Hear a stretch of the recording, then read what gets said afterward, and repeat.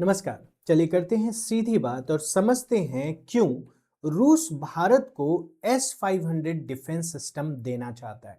और न सिर्फ S-500 डिफेंस सिस्टम देना चाहता है उसकी टेक्नोलॉजी को, बल्कि वो चाहता है कि भारत में ही इसका निर्माण करे मेक इन इंडिया के तहत, और भारत इसको बनाकर दूसरे देशों को भी बेचे।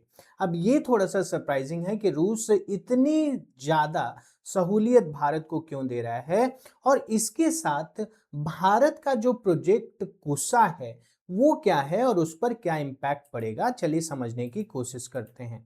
तो मुख्य प्रस्ताव जो रूस ने भारत को यहाँ पर दिया है वो ये है कि रूस जो भी S-500 की तकनीक है उसे भारत को देगा, और उसके साथ साथ भारत अपने भारतीय धरती पर इसको बना सकता है, और दूसरे देशों को निर्यात करने के लिए भी भारत स्वतंत्र है।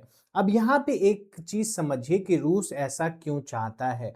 आप सब जानते हैं कि रूस जो है उसके ऊपर अमेरिका हमेशा से ही प्रतिबंध लगाते हुए आया है। अब कोई भी दूसरा देश जो है, अगर वो रूस का ये S-500 डिफेंस सिस्टम खरीदता है तो उसे एक थ्रेट रहेगा, उसके ऊपर एक शंका हमेशा बनी रहेगी कि अमेरिका उसके ऊपर प्रतिबंध लगा सकता है। हालांकि पहले भी अमेरिकी प्रतिबंधों के तहत से भारत को जो एक काटसा है ना, उसके तहत छूट मिली थी, और उसका क्या कारण था हम देखेंगे डिटेल में। लेकिन इसीलिए इस सिस्टम को इनडायरेक्टली रूस क्या चाहता है कि ग्लोबल मार्केट में पहुंचाया जाए भारत के थ्रू। अच्छा, इससे पहले हम आगे बढ़ें गाइस, रिसेंटली प्रीलिम्स 2026 में 21 क्वेश्चंस आए थे हिस्ट्री में, जिसमें 10 प्लस क्वेश्चंस डायरेक्टली हमारे मॉडर्न हिस्ट्री, एंशियंट इंडिया और आर्ट एंड कल्चर के नोट्स से आए। हमारी ये दो समरी बुक्स हैं, एक तो है तमिलनाडु हिस्ट्री की और दूसरी जो है वो मॉडर्न इंडियन हिस्ट्री की है, जिसमें एनसीईआरटी और कुछ जो आपके आवश्यक किताबें हैं, जो इतिहास की बहुत मूलभूत किताबें हैं, उनकी समरीज है, जिसके साथ हम आपको UPSC prelims PYQs model questions.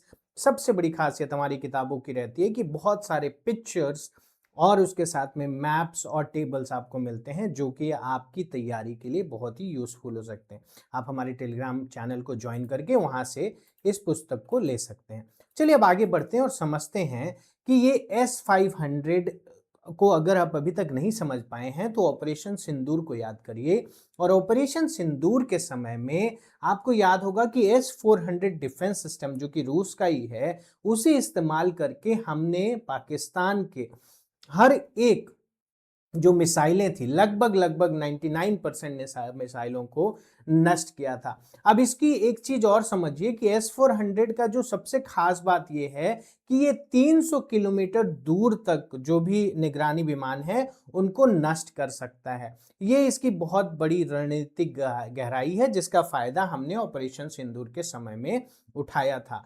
लेकिन अगर आप बात करोगे अब S-500 उससे किस तरीके से बेहतर है, तो जहां पे S-400 सिर्फ 300 किलोमीटर की रेंज रखता था, S-500 की जो रेंज है वो 600 किलोमीटर है। तो अगर आप भारत के बीचों बीच अगर इसको लगाते हो तो 600 किलोमीटर भारत के उत्तर दिशा में और 600 किलोमीटर भारत की दक्षिण दिशा में कोई भी किसी भी तरीके का अगर लड़ाकू विमान आता है तो उसे भारत नष्ट करने की एक कैटेगरी में या इस तरीके से अपने आप को तैयार कर पाएगा। इसके साथ साथ में ये जो S-500 होगा, इसमें एआई का भी इस्तेमाल किया गया है, हाइपरसोनिक मिसाइल तकनीक का भी उपयोग किया गया है, और ये मिसाइलें इतनी तेजी से आगे बढ़ती हैं कि दुश्मन के रडार जो हैं वो उसको पकड़े उससे पहले ये उन्हें नष्ट कर देती हैं। अगर अंतरिक्ष युद्ध की भी बात करें तो S-500 200 किलोमीटर तक की ऊंचाई पर मौजूद लक्ष्यों को भी भेज सकता है। मतलब एक तरीके से अगर आप समझे तो लो अर्थ ऑर्बिट में अगर कोई उपग्रह है और उसे आप नष्ट करना चाहते हैं तो S-500 का यूज करके आप ये भी कर सकते हैं। S-400 पाकिस्तान के लिए पर्याप्त है, क्योंकि 300 किलोमीटर का जो रेंज है लगभग लगभग उसमें पूरा पाकिस्तान जो है वो कवर हो जाता है। लेकिन जब आप S-500 अपने सुरक्षा कवच में जोड़ लेते हैं तो चीन जैसे देश जो हैं वो भी आपकी जो रेंज है उसमें आ जाते हैं डिफेंस की।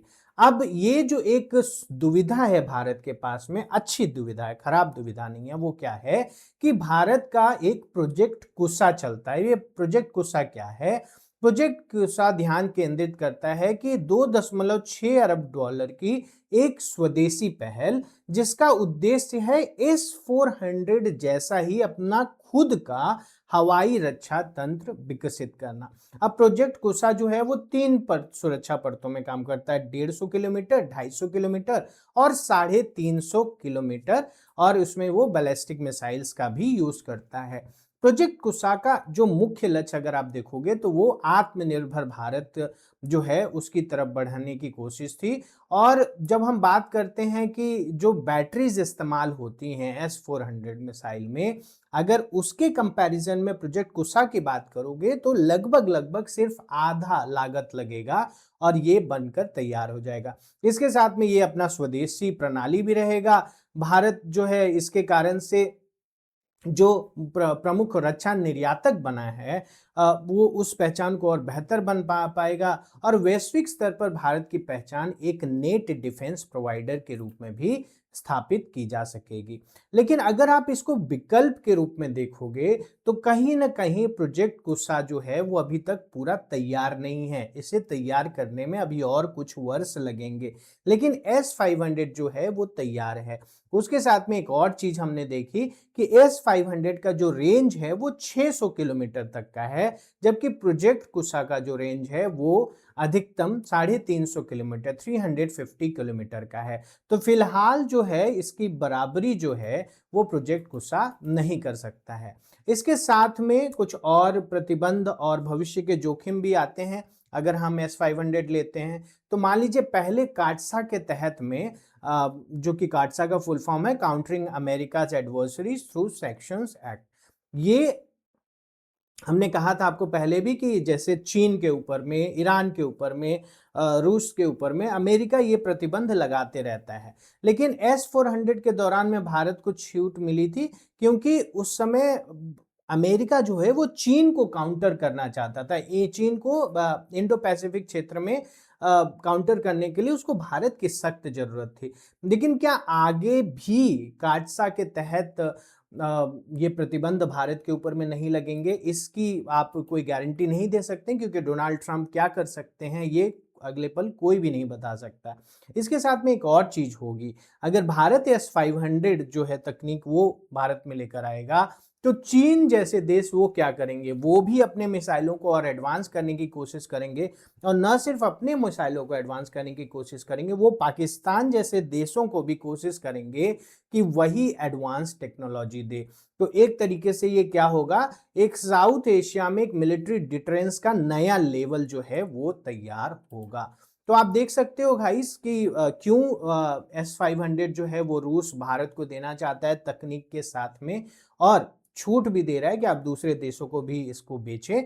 आपको क्या लगता है कि भारत को ये जो सौदा है रूस का, ये मंजूर करना चाहिए या नहीं? और इसके साथ में अगर आप किसी परीक्षा की तैयारी कर रहे हैं तो लगे रहिए, ईमानदार रहिए, सतत प्रयास करिए, क्योंकि अगर आप गिव अप नहीं करते हैं तो आज नहीं तो कल आप सफल जरूर होंगे।